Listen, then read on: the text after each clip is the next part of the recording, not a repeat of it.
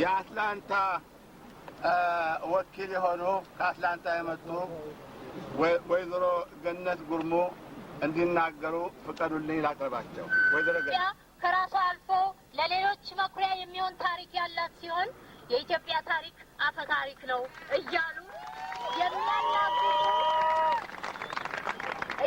የሚያላግጡ መሪነን ተብዬዎች ስልጣን ላይ የተቀመጡበት ሀገር ናት። ከአንድም 2 3 አልፋ ተርፋም በአንድ ወቅት 4 እና 5 የወደብ በሮች የነበሯት ታሪካዊት ሀገር ዛሬ የቀራትን አንድ የወደብ በር አሳጥተው ህልውናዋ በአውሮፓ ከተሞች ለሐራጅ የቀረበበት ሰዓት ነው። የጠላቶቻችን ተልዕኮ በግልጽ ስለምናውቀው ለምን በዚህ የጥፋት ተግባር ላይ ተሰማሩ የሚል ጥያቄ አናነሳም። ከዚህ ይልቅ ማንሳት ያለብን ጥያቄ ሀገራችንን እንዴት አድርገን ብንታገል ነው ከዚህ አይነቱ ማጥ ውስጥ መንጥቀን ማውጣትስ የምንችለው የሚል መሆን አለበት። በዛሬው ዕለት በዚህ ዓለም አቀፍ አደባባይ ላይ የተሰበሰብነው ኢትዮጵያውያን ከስራችን ላይ አንድም ሆነ ለ2 ቀናት ፈቃድ ወስደን የግል ፕሮግራማችንን ትተን የመጣን ለጥምቀት ያልሆነ ቀሚስ እንዲሉ ለኢትዮጵያ ችግርና ብሶት ማሰሚያ ያልሆነ ቀን ለመቼ ሊሆን ነው በሚል መሪ ሀሳብ በመመራት ተነሳስተን የተገናኘነን። እኛ በዚህ መልኩ እዚህ ለመገናኘት እንብቃ እንጂ በሺዎች የሚቆጠሩ ኢትዮጵያውያን ልባቸው ከኛው እኩል የሚደማ ስሜታቸው ከኛው እኩል በሀገር ፍቅር የተቃጠለና ሌት ተቀን የሀገራቸው ጉዳይ መንፈሳቸውን የሚያስጨንቃቸው ኢትዮጵያውያን እንዳሉ ይታወቃል። ከአቅም በላይ በሆነ ምክንያት ግን ከኛ ጋር ዛሬ ሊገኙ አልቻሉም።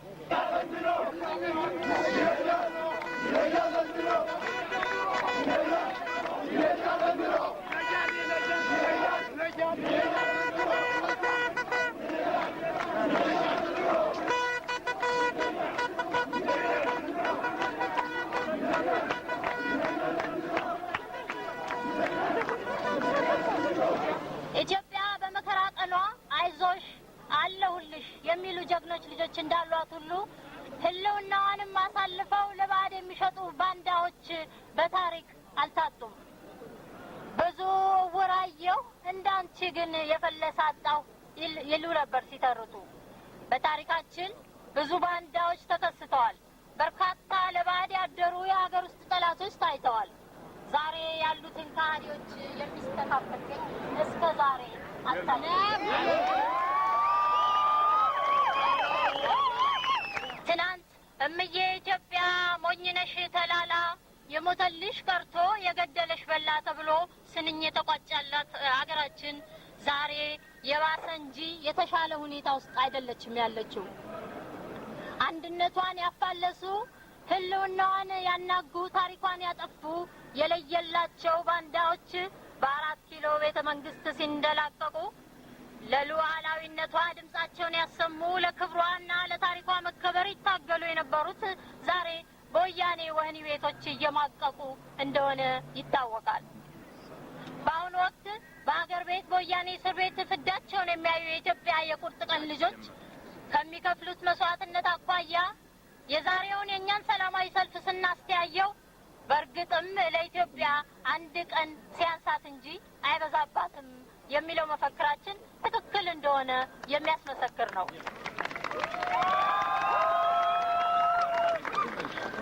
የትግሉ ወላፈን ጠዋት ማታ ፊቱን እንደ ነበልባል እሳት የሚገርፈው አገር ቤት ያለው ወገናችን ነው። የመከራው ገፈት ቀማሽ የሆነው አገር ቤት ያለው ኢትዮጵያዊ ነው። እኛማ የአማረ ቤት ውስጥ እየኖርን የአማራ አውቶሞቢል እያሽከረከር እንዳሻን የፈለግነውን በልተንና ጠጥተን ምንም እንኳን የአሜሪካ ሀገር ኑሮ ቢሆንም ከሀገር ቤቱ የተሻለ እጅግ በጣም የተሻለ ኑሮ ነው የምንኖረው። ለዚህ ነው የወቅቱ መፈክራችን አንድ ቀን ለኢትዮጵያ ሲያንሳት እንጂ አይበዛባትም የሚለው። ስልጣኔ ያለው ጫካውን ለመግባት ይለያል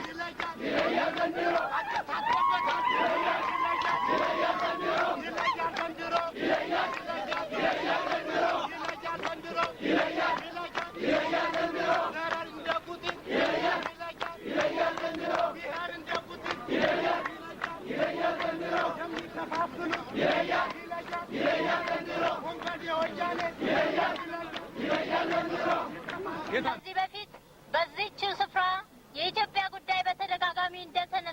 እናውቃለን። አንዱ የትግል ፈርጅ በፖለቲካውና በዲፕሎማሲው መስክ የሚደረገው ትግል ነውና ሀገራችን በየጊዜው የገጠማትን ችግር አስመልክተን ጩኸታችንን ያሰማንበት አደባባይ ይህ ነው። ብሶታችንን ያስተጋባንበት ስፍራ ይህ ነው። ነገም ሆነ ወደፊት የሀገራችን ደህንነትና ሕልውና እስካልተረጋገጠ ድረስ እንደየአስፈላጊነቱ እየመጣን ብሶታችንን የምናሰማበት አደባባይ ይኸው ነው። ስለዚህ ከዛሬ ጀምሮ እኛ በሰሜን አሜሪካና በካናዳ የምንገኝ ኢትዮጵያውያን ይህንን አደባባይ የብሶት አደባባይ ብለን እንድንሰይመው ፈቃዳችሁን በትህትና ጠይቃለሁ። ይህንን አደባባይ የብሶት አደባባይ ብለን እንድንሰይመው ፈቃዳችሁን በትህትና ጠይቃለሁ።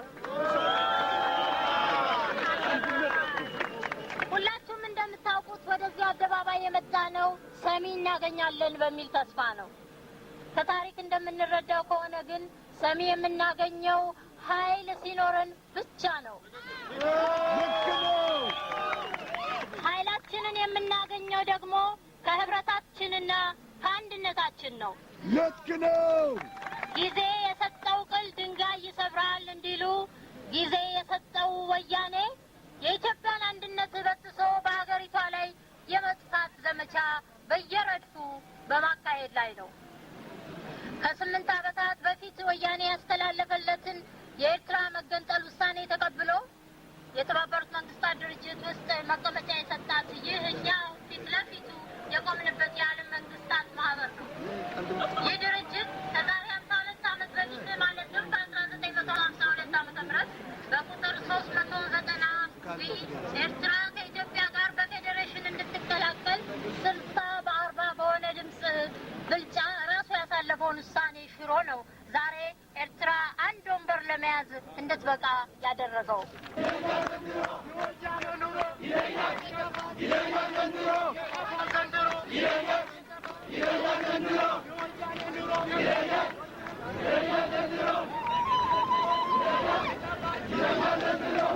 ድርጅቱ ራሱ ያሳለፈውን ውሳኔ ራሱ ሲሽር አንድም አባል ሀገር አረ ይሄ ጉዳይ እንዴት ነው ብሎ ጥያቄ ያቀረበ የለም። ለዚህም ምክንያቱ ግልጽ ነው።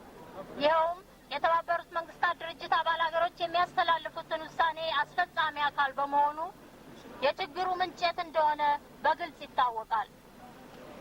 ከዚህ ሁኔታ የምንረዳው ሌላው ሀቅ የመንግስታቱ ምክር ቤት የሚያሳልፈው ውሳኔ የዘላለማዊነት ባህሪ እንደሌለውና ጊዜ ጠብቆ ድንጋዩን እንደሰበረው ቅል ሁሉ ጊዜ የሰጠውና ኃይል ያገኘ ሁሉ ዓላማውን ዳር እንደሚያደርስ ነው።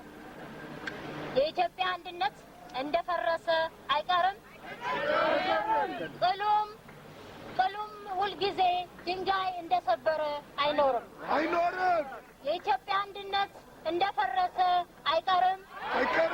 ቅሉም ሁልጊዜ ድንጋይ እንደሰበረ አይኖርም። ቀን የኢትዮጵያ ጠላቶች መሰበራቸው አይቀርም። አንድ ቀን የኢትዮጵያ ጠላቶች መሰበራቸው አይቀርም። ሁላችሁም እንደምታውቁት የወሰን ክልላው ጉዳይ እንዲዳኝ የተፈለገው አጼ ምኒልክ እንደ አውሮፓውያን አቆጣጠር በ1900 ዓመተ ምህረት ከጣሊያን ጋር ተፈራረሙ በሚባለው ስምምነት መሰረት ነው።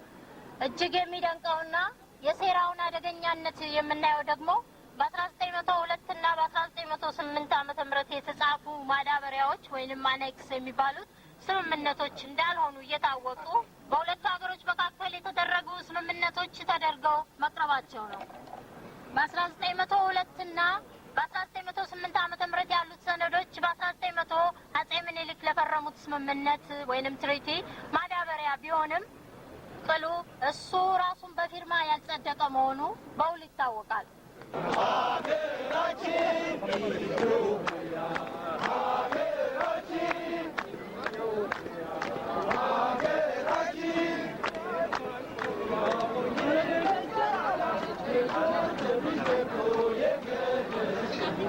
የሀገራችን ነጻነትና ሕልውና ተከብሮና ተጠብቆ የኖረው እንዲህ በቀላሉ አይደለም። ጀግኖች አባቶቻችንና እናቶቻችን ደማቸውን አፍስሰው ሕይወታቸውን ሰውተው ነው በየወቅቱ የተነሱባቸውን ጠላቶቻቸውን ድባቅ እየመቱ በድል የተወጡት። በጎጥ ተከፋፍለው በቡድን ተለያይተው አይደለም። መሳሪያቸው ዘመናዊ የጦር ትጥቅ ሳይሆን ህብረታቸው ነበር። መሳሪያቸው፣ ስልታቸው ዘመናዊ የጦር ትምህርት ሳይሆን ወኔያቸውና የሀገር ፍቅር ስሜታቸው ነበር። ስልታቸው፣ ብዛታቸው የቅጥር ወታደሮች ገዝተው ወይም የጎረቤት ሀገሮች ረድተዋቸው ሳይሆን ብዛታቸው፣ አንድነታቸው ስለነበረ ነው። ልክ ነው። ስለዚህ ይህ የአሁኑ ትውልድ ሀገራችን ኢትዮጵያ ያለችበትን እጅግ አስከፊ ሁኔታ ተረድቶ ውስብስብና ውጣ ውረድ የበዛበትን ትግል በማጠናከር ወደፊት ከመሄድ በስተቀር የተሻለ አማራጭ የለውም። ትግሉም በሚከተሉት 3 የተለያዩ ግንባሮች በማካሄድ የሚቀጥል ይሆናል። አንደኛ፣ ከወያኔ ጋር የሚደረገው ትግል። ሁለተኛ፣ በፖለቲካውና በዲፕሎማሲው ዘርፍ የሚካሄደው። በሶስተኛ ደረጃ ደግሞ ላይ ከተጠቀሱት ይበልጥ እንጂ የማያንስ ሲሆን ይኸውም ከራሳችን ጋር የምናካሂደው ትግል ነው። ወንድሞቼና እህቶቼ፣ ከራሳችን ጋር የምናካሂደው ትግል ከሁሉም ትግል ቅድሚያ ሊሰጠው ይገባል። ወንድምና እህት ሆነን ተስማምተን ተፈቃቅረን ስለ ሀገራችን ካላሰብን በስተቀር እኔ ያልኩት ብቻ ይሰማ፣ እኔ ያልኩት ብቻ ይሁን የሚለው የትም አያደርሰንም። ልክ ነው። ከራሳችን ጋር የምናደርገው ትግል ከተቀሩት ሁለቱ ጋር ሲነጻጸር አንዳንዴ የከፋ ሊሆን ይችላል። በእርግጥ ይህ ደግሞ በእኛ ብቻ የሚከሰት በእኛም የተጀመረ ስላልሆነ ተስፋ ሊያስቆርጠን አይገባም።